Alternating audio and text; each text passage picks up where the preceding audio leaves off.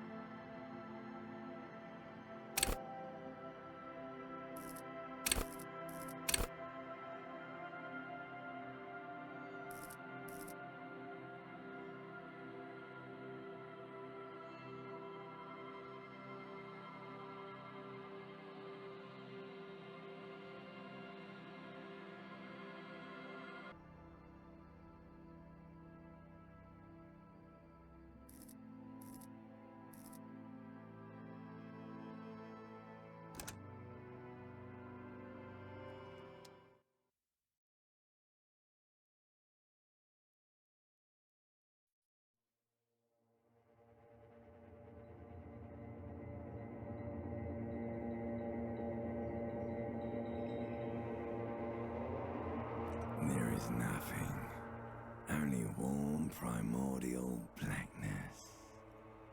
Your conscious ferments in it, no larger than a single grain of malt. You don't have to do anything anymore, ever.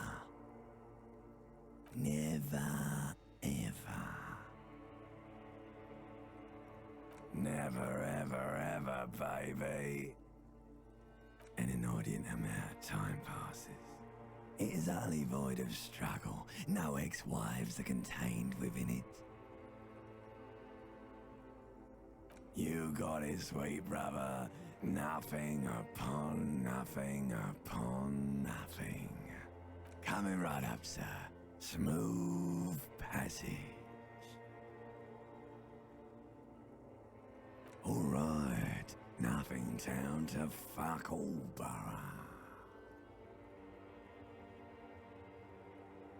Great choice, Elder One. It has always been like this, and it always will. The song of death is sweet and endless. But what is this? Somewhere in the sore, bloated man meat around you. A a sensation. Like a fly to the ointment, your conscience sticks to it. The limbed and headed machine of pain and undignified suffering is firing up again. It wants to walk the desert, hurting, longing, dancing to disco music.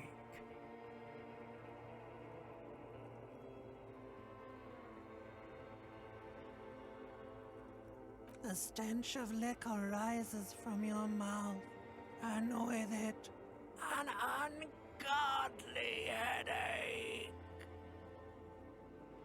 A fiery streak penetrates your skull, trying to force your eyes open. It's a sound, a clarion call from hell. Somehow, you know what it is. A Caprice Canema motor carriage.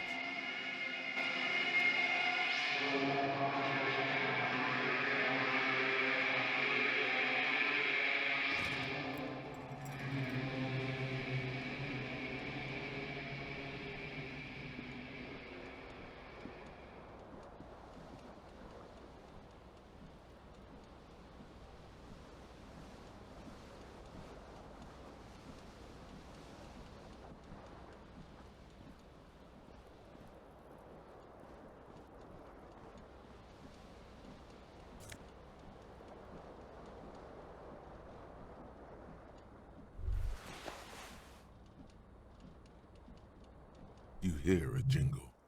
Keys are clinking in the pocket of your flare-cut pants. It says, whirling in rags, on the aluminium key ring. There is a single key on the ring. The number 1 is etched on it. It should open the door.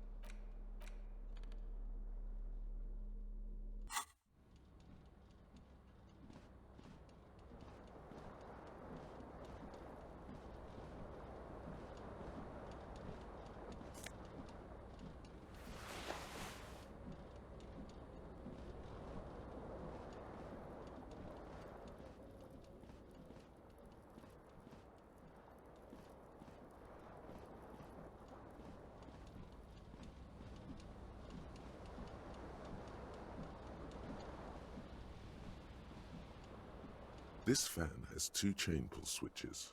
One ends in a tiny fan, the other in a light bulb.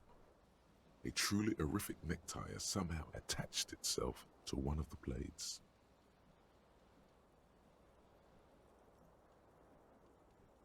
The blades come squeaking to a halt. It should be easier to reach the tie now. You swoop up and catch the tie. Snap! It's released from the blade.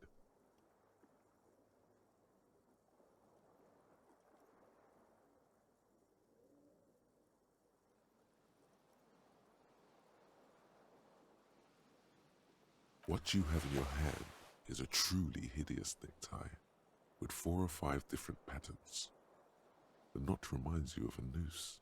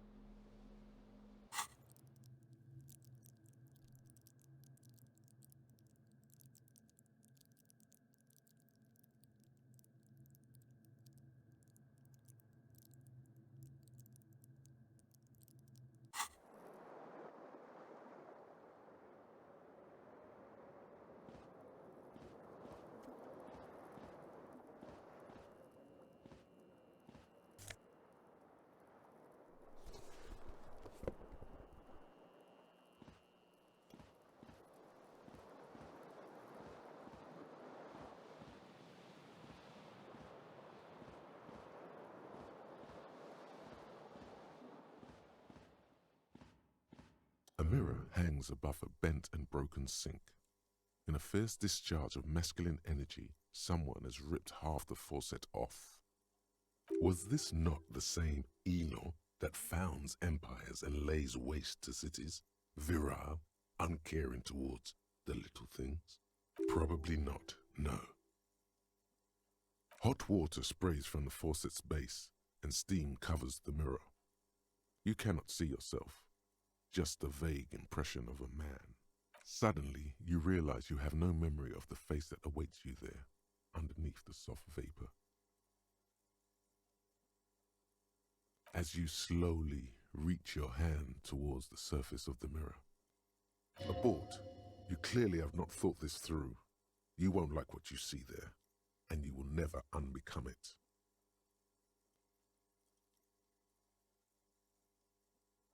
Yeah, there is definitely something wrong with it. Where to even begin? There is the bloatedness, then the swollenness. It's like there's an upholstery of alcohol underneath your skin. Bet you are. Your nose feels like a small balloon in the middle of your face. It hurts when you honk it. It doesn't appear to be a particularly tiny nose either. Not with all the drinks it's absorbed for you. It's not. It's swollen and snail-like, wriggling between your fingers. Don't be scared. It's only your face. It's not like anyone's going to see it.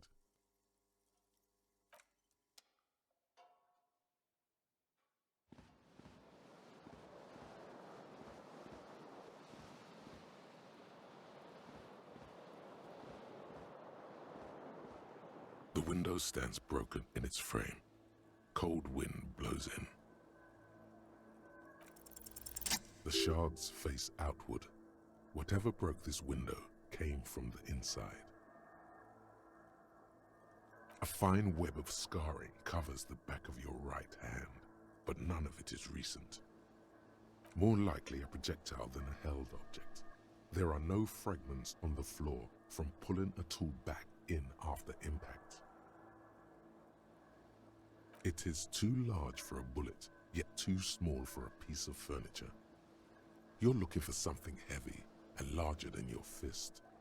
The single green shoe you found fits the hole almost as well as your foot. It would have also been heavy enough if thrown with force. Congratulations, you smashed the window with your own shoe.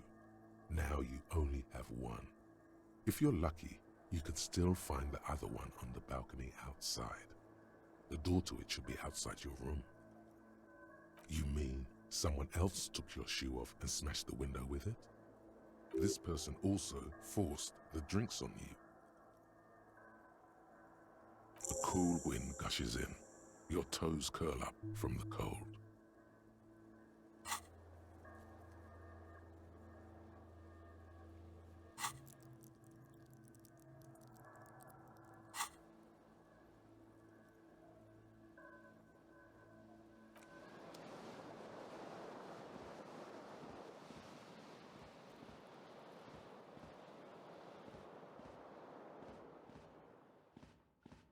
A mirror hangs on the wall, covered in steam. As you slowly reach your hand. Abort. You clearly have not thought this through.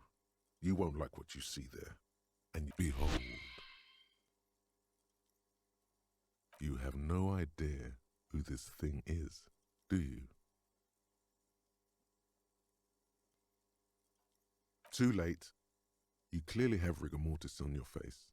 Oh wait, is that an expression? Are you trying to make an expression with that face? Why? Please stop. It's horrible. You're scaring yourself. Oh my God. You can't stop. It's like it's not even voluntary anymore. What does it even mean? What is the emotion you're trying to convey? You are correct.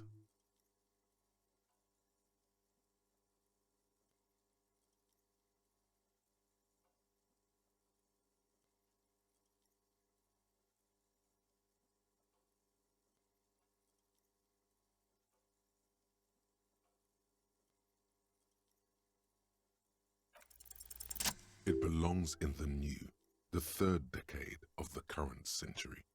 Enough time had passed from the failure of the revolution that, for a fleeting moment, free market economy seemed like the ultimate, uncontested way of life for our species.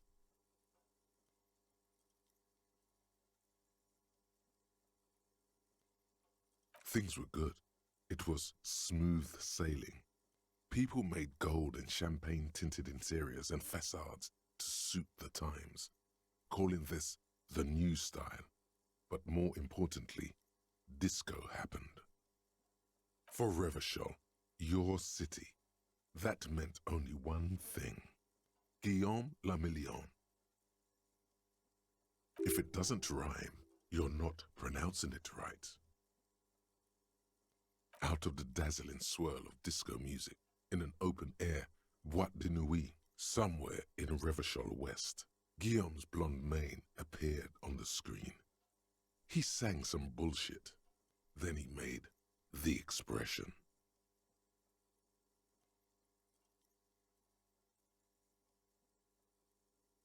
Some 20-odd years. There is a vast ocean of time between right now and the expression. Looking good on you, or anyone. Humanity has run aground in that time. It's a different world now. The expression is a relic. Everyone loved it. Maybe you thought some of the stardust would rub off on you. Maybe it did. Either way, it's all gone now. Only the grimace remains. The click is used to spur on a horse. It also features heavily in Guillaume le Million's regional mega hit, Don't Worry, Your Pretty Little Head.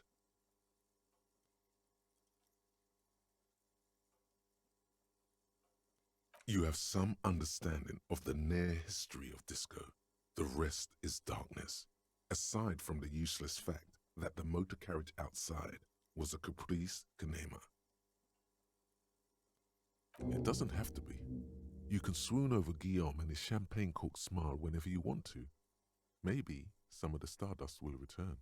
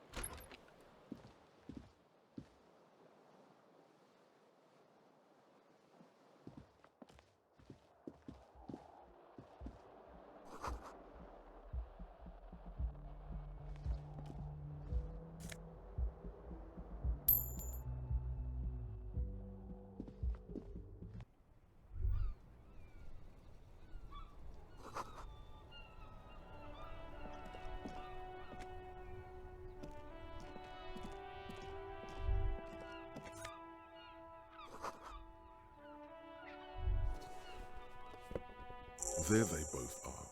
Two identical shoes, both copiously green and indiscriminately snakeskin, reunited on your feet, like two baby crocodiles.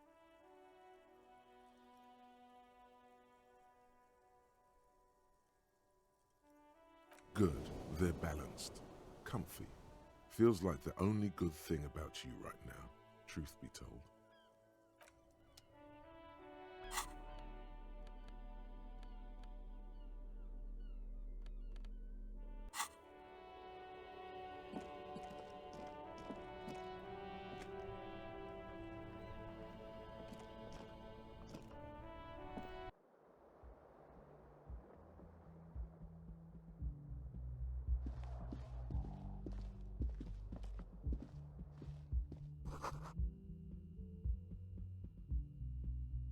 Hello, officer. The young woman raises a cigarette to her lips. A silver jumpsuit falls off her like scale armor, sparkling. This is the sparkle of too many nights out on the city.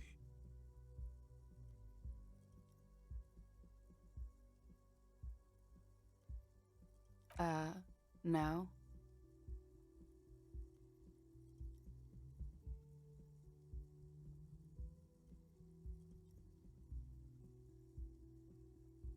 Because you're a police officer, sir.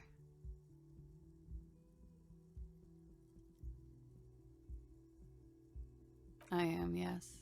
Unless you've been feeding us a set of very well-rehearsed lies all this time. You've been here for 3 days. On official police business, no less. I couldn't say. In truth, so far, mostly drinking.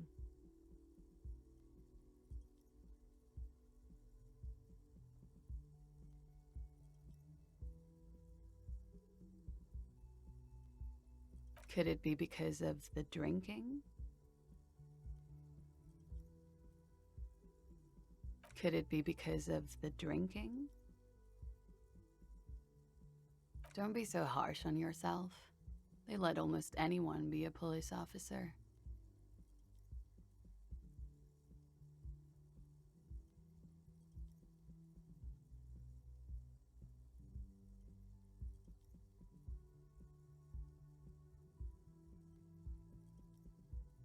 Of course. Be careful, officer. They don't like the police around here.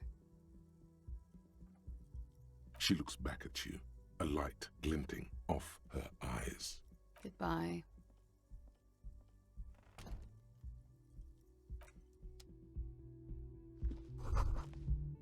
You should pick that fat, juicy cigarette butt from the tray, light it up, and smoke the living shit out of it. The living shit. Your mesolimbic reward pathway does not mince words. It once smokes. Who knows what you are? A monster, a murderer, the gnome of Jeroma? You feel like a smoker, especially when you look at that juicy, succulent, seductive cigarette stub, still smoldering delicious. How very astute of you. This renders it ineffectual. You should look for a whole cigarette, or better yet, an entire pack. Strike that, a carton. Make sure they're all healthy and able-bodied, then smoke them all.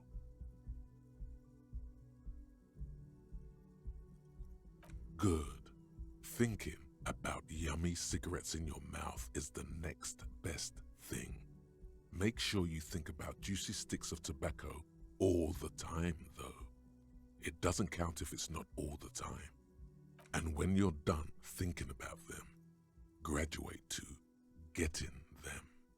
Plus, smoking them gives massive bonuses.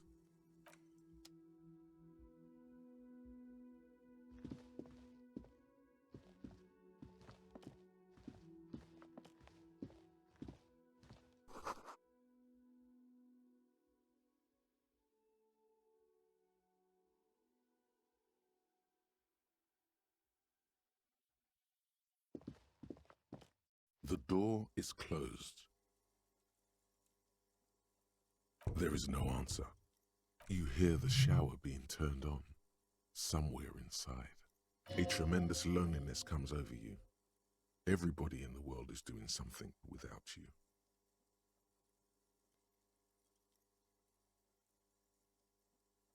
The door is indifferent to your loneliness. The world does not care. Still no answer. This door can only be opened with a key or from the inside. Still nothing.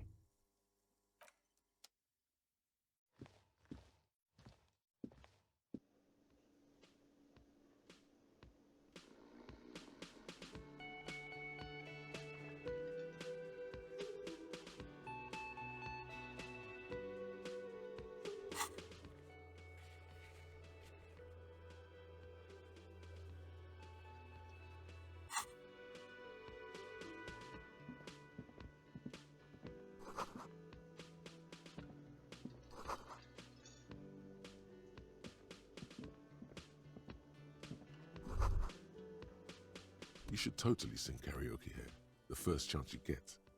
Your emotions need to be expressed. People need to know your vast, oceanic soul. Utterly. And it needs to be heard through a PA system by other people. You have not yet stumbled on the right lamentation, but it's out there. It'll come to you. You will wreak havoc with it. Don't worry.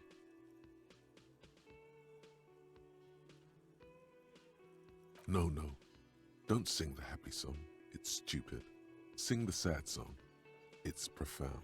You have to find something tragic to sing first, though. You have not yet stumbled on the right lamentation, but it's out there. Serves them right. Wipe that smirk off their face with your sad, tragic song. Who's laughing now? No one. You have to find something tragic to sing first, though.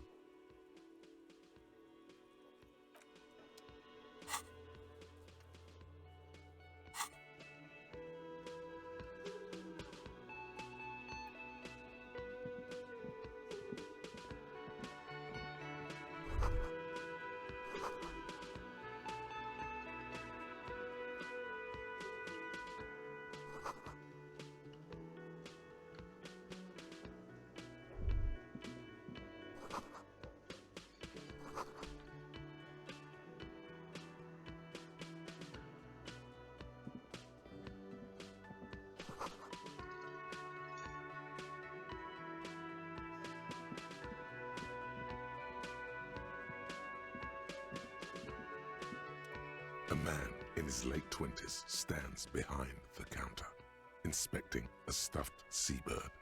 As you approach, he gives you a sideways glance, then looks down again. That was disdain in his eyes. Even now he's purposely ignoring you.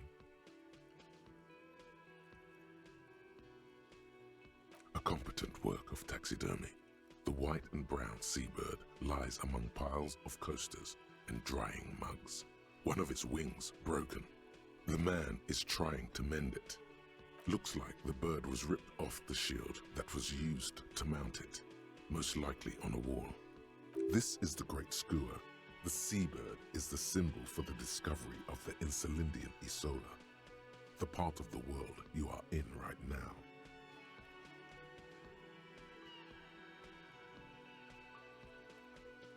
Look, your buddy is over there.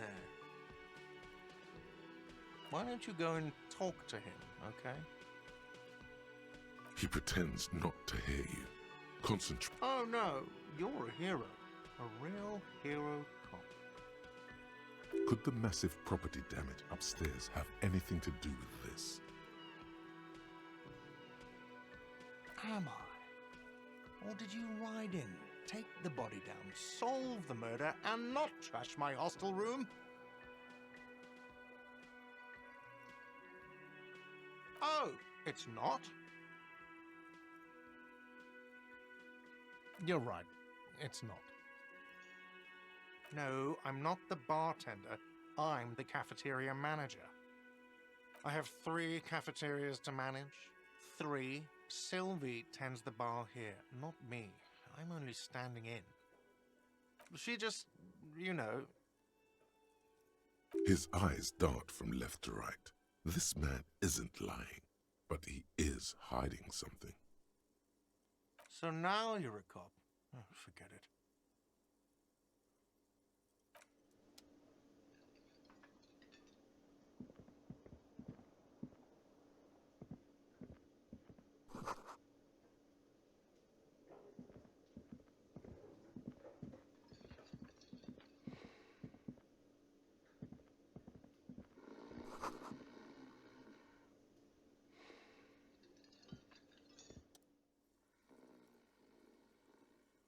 On the counter, rolled out of his open hand, you see a blister pack of headache medicine. The man does not mind. You probably need them more than he does.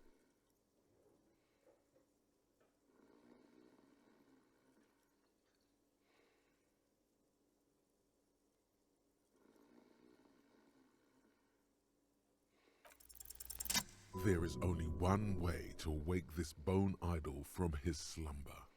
Roar like a hurricane. Rip the buildings from the earth. Why the yelling, man? Looks like a Sow descendant. A lot of Sow dock workers around.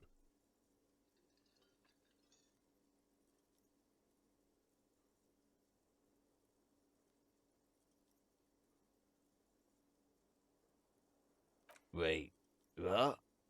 I was just sleeping. What do you want, officer?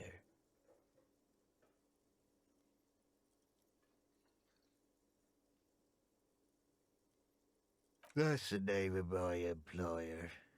I work in logistics. He doesn't sound too enthusiastic about this. How's it going?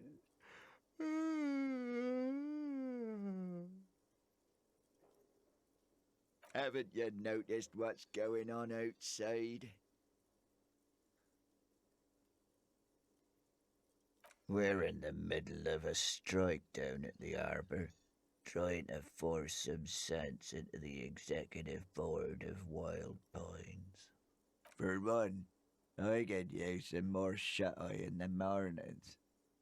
Right to work, right to sleep, I say. That's the name of my employer. He doesn't sound too enthusiastic about this. Logistics? Nope. It's a nightmare.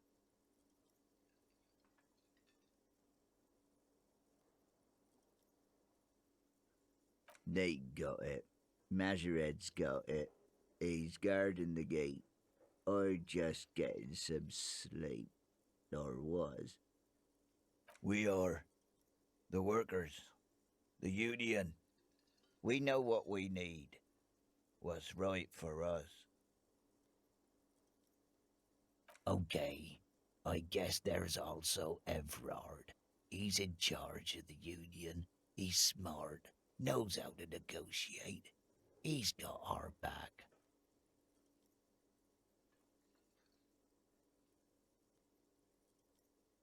Thank God, no.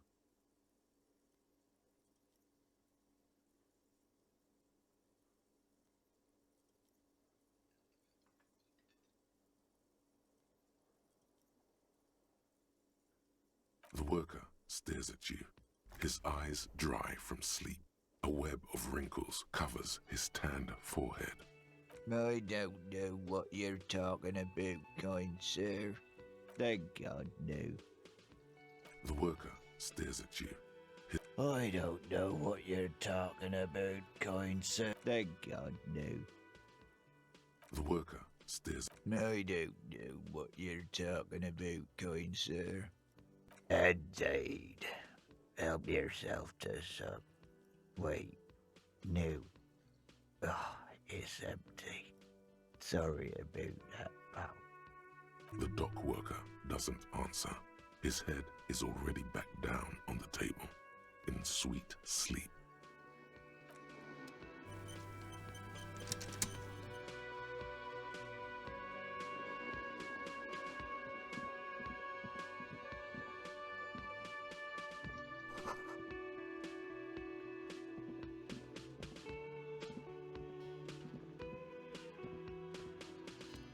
Hello, you shouldn't keep your colleague waiting.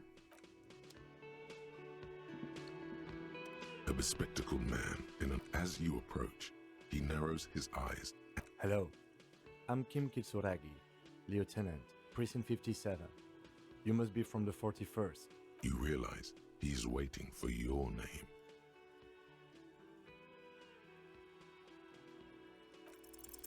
Raphael Ambrosius Cousteau.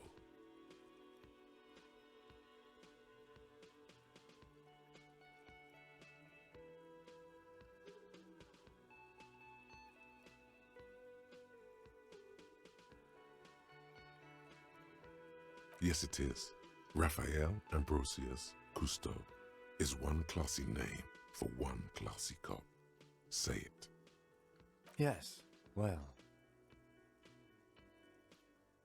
Not for a moment does he believe that's your real name. He casts it aside as an intra-departmental joke or a peculiarity he doesn't understand. It looks like we had a little scheduling error on Sunday. Saturday too, actually. Have you had time to talk to the manager here? What he means is, he has been trying to meet up with you for 2 days, but you have been otherwise occupied.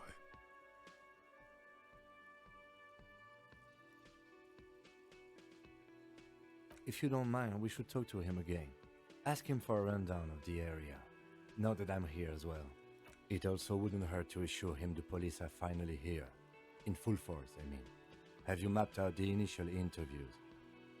Okay, we'll have time for that after we take a look at the coroner's case. Have you removed the dead body from the...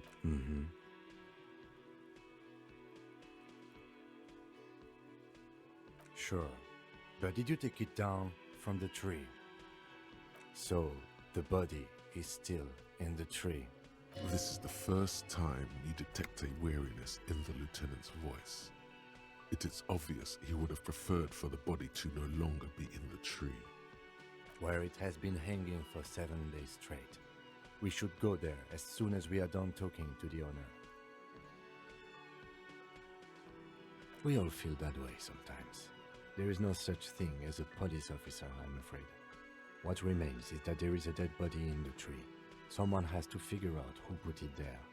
If we don't, no one else will. And then, soon after, dead bodies would be dangling from all the trees. But first, we have to take it down.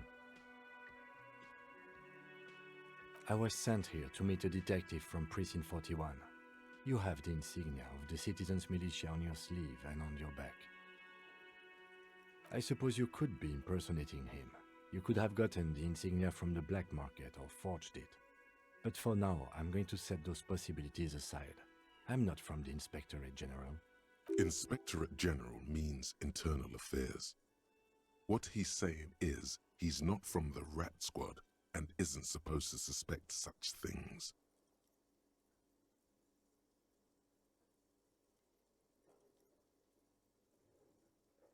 Yes, but I'm not them. I'm from criminal investigation.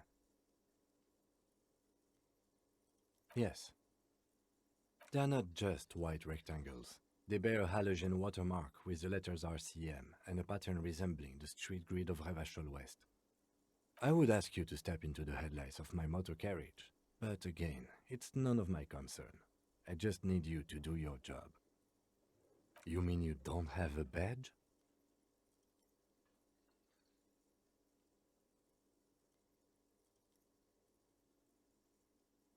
Oh, if you didn't have your badge, then that would be very bad. You would need to report it on my shortwave. But since you do have it, we can go straight to the task at hand.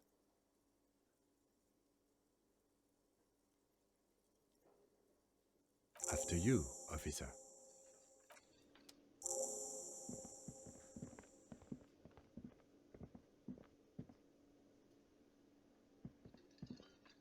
Hello again, sweetie. I see you've met up with your colleague. The lieutenant nods politely. Wait, who's Sweetie? Her eyes move up and down your person as though taking your measurements. Her attention is scientific.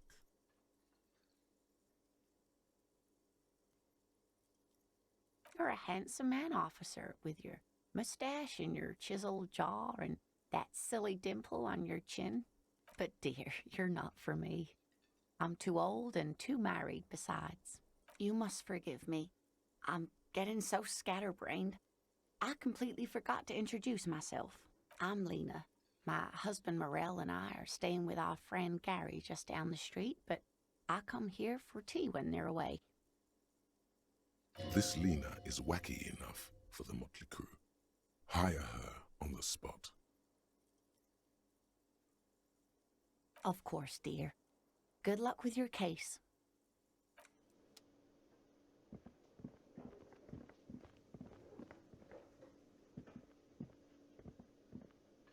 The man with the unimpressive beard notices you approaching. He drops the ledger he was holding and turns to the lieutenant. Mr. Gart, right? Yes. I am Kim Kitsuragi from Precinct 57. This is an inter-district investigation, so joining me from Precinct 41...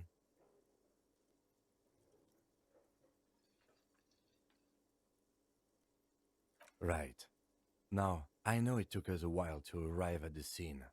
It also took you a while to call us and report the dead body. It was you who placed the call, yes? No, I only just got here. It was probably Sylvie who called you. She usually works the bar here.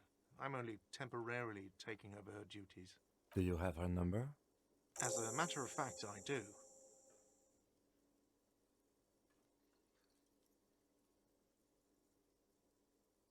You said you just got here. From where? Are you a local? What, of Martinez? No, I live in Jamrock. I only sometimes come here to keep an eye on the place. This is just one of the many, many cafeterias I manage. But you still know your way around, yes? In case we need directions. Yes, I know where some things are, but as I said, I don't live here. I just used to work here. And I'm not going to start working here again, if that's what you think. I didn't imply that. Detective. He probably means this is where you step in and ask your questions. His face expresses profound doubt in your having this. Ask him about the body's location before asking if he killed him. People give up information in the more innocuous questions, which you can later use in the more sinister ones, not vice versa. Behind this building, there's a courtyard. They hoisted him up on a tree there. That's easy. See that door there? First you exit through that. Then, to your right, you should see a big hole in the fence. A really big one. You can get to the courtyard through there. No need for the keys. The hole is big enough for the Franco-Nigerian cavalry to fit through.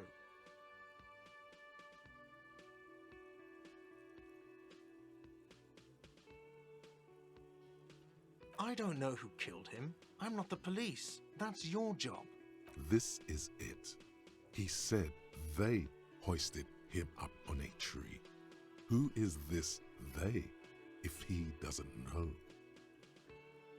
Oh, people are saying it was the union dock workers, that it was a lynching. The locals, the customers, the people who eat here, a lot of dock workers eat here. Sylvie told me everyone knows the dock workers did it. Did the debarders themselves tell her this, or is it a rumor?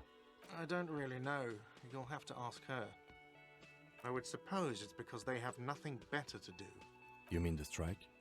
Yes, the strike. The man they hanged was a security guard for the harbour company, I hear. A mercenary. The unionistas probably thought they'd send a message.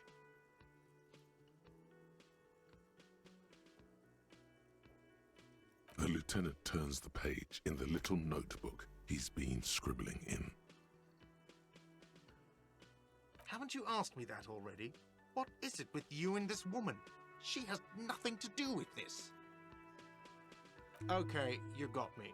She went away because of the dead body out back. And because I asked for her number. That's why Sylvie went away. I hope you appreciate that. Thank you.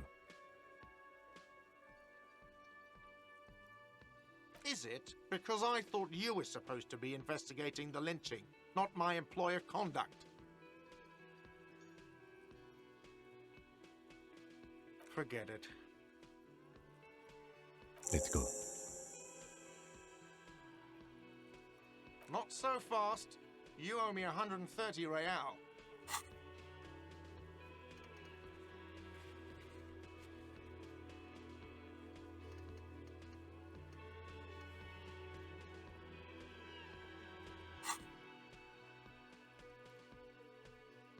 Oh, excuse me.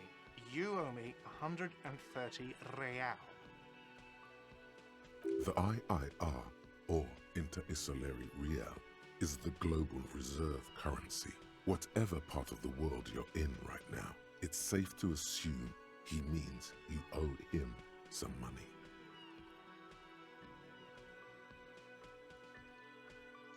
Wow, you're a genius. Yes, that's right, money. You owe this establishment 130 real.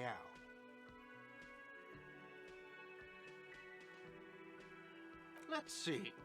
3 nights at a tariff of 20 real comes to 60 real. Then there's the window you annihilated. The hole in the window was the first thing I saw when I came to work. So don't try to tell me you didn't. That will be 40 real in damages. Another thing you've annihilated is half the bar. You've run a tab of 30 real. Actually more, but we'll round it down to 30 for your hard work maintaining the stability and order of Revachol. That's 60 plus 40 plus 30 equals 130 real. And yes, real is still money. You can't arrest me. I haven't done anything.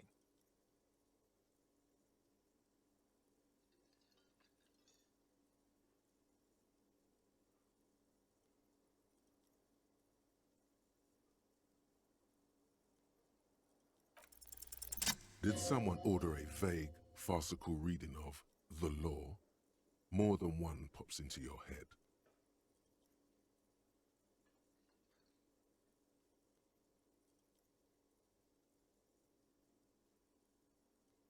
Are you trying to frighten me now? What is this?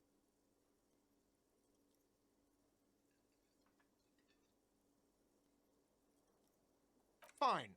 Fuck this. I'll do it myself. I'll call your station. What was it, 41? I'll ask them to pay for the room. The drinks and the window you still have to pay for. That's 70. Are we done, officers?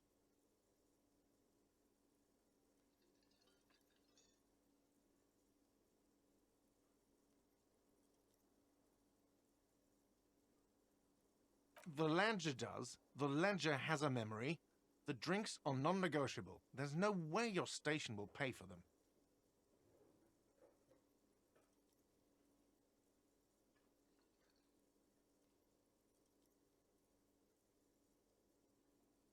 Fine, I'll take it off the bill. You want to sleep in a post-apocalyptic shithole? Go ahead, but I'm not giving you another room.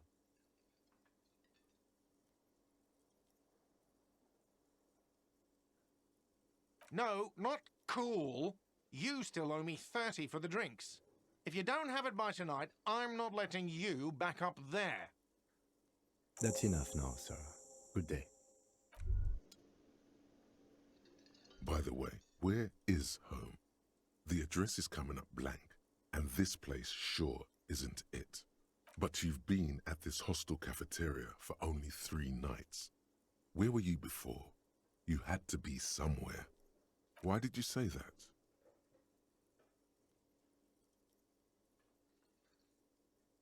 You don't really know, do you? Something produced by the random firing of synapses doesn't sound like a place you can stay if you run out of money. You can try. Run some addresses in your head when you get the time. Maybe a street or an apartment will appear.